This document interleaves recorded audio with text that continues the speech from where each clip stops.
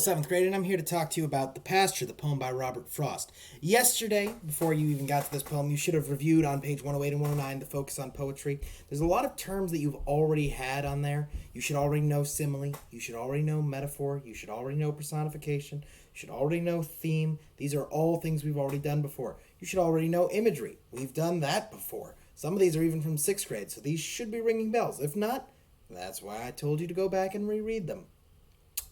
The sound ones that you really want to focus on, rhythm is a big one. We'll come more on that in 8th grade, but you should know about the stressed and unstressed syllables. We've done a bunch of poems, and that's why I moved this unit out of order, as you may have figured out, compared to how the book would have you do it. That's why we're jumping all over the place. But I've already had you read Charge of the Light Brigade, and the example they gave you there was cannon to the right of them, cannon to the left of them. You can see how it's using the Charge of the Light Brigade to demonstrate the stressed and unstressed syllables. And there's special names for those. We'll talk about those. You should already know stanzas and lines. Those should all be there. Rhyme. If you don't know that, we got some problems. Mainly, you're in 7th grade. Probably should have picked that up a few years ago. 4 or 5 years ago. Maybe should have picked that up. If not, it's there in the book for you to review. And finally, repetition. That's straightforward.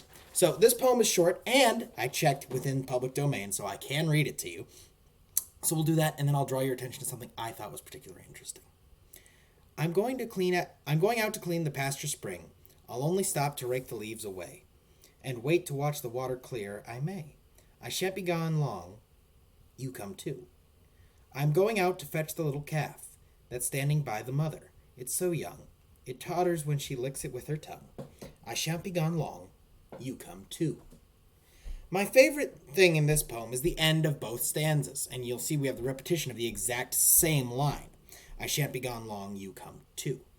I love the hyphen in the middle, that pause. It makes the poem feel like it's a very natural discussion. Like someone saying, oh, I won't be gone long. Now come along with me. Like they're thinking about it as they go, and they decide that, yeah, they would like you to come along as well. Likewise, this poem has a very clear rhyme scheme. Let's take a look at the pattern that they have here. Just the end of each line. So take a look at the first stanza with me right now. The end line sounds are spring, away, may, and to. Well, taking a look there. First sound, we'd represent that with the letter A. So we have an A as our first letter of the rhyme scheme. Then away and may, that's the same sound. So those are both represented by the letter B. And then you have to. It's a new sound, new letter C. And that's the rhyme scheme there. And if you were to look at the whole poem, you see that the same pattern is repeated, even if the sounds are not. Looking at the next stanza. Calf, young, tongue, to. Right there. One sound, two sound, same sound, different sound. It's the same pattern. The first line does not rhyme with anything. The fourth line does not rhyme with anything. But the second and third lines rhyme with each other.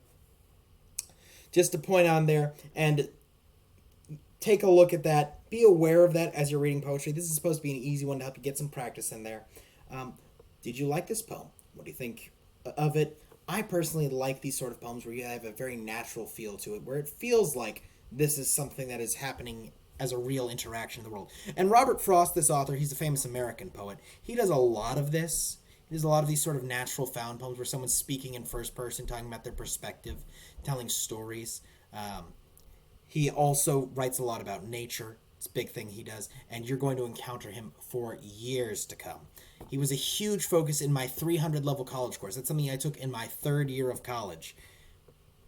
Robert Frost is not going away anytime soon, so might want to get used to him. That's all I have for you today, 7th grade. You take care, and I'll see you in the next one.